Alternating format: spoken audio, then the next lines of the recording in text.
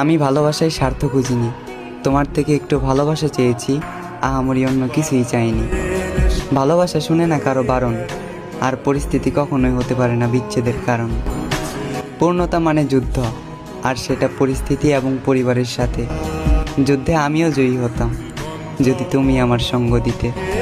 তুমি দিলে না আমার সঙ্গ, দিলে না ভালোবাসা, তাই অপূর্ণতাই রয়ে গেল, ছিল মনের যত আশা।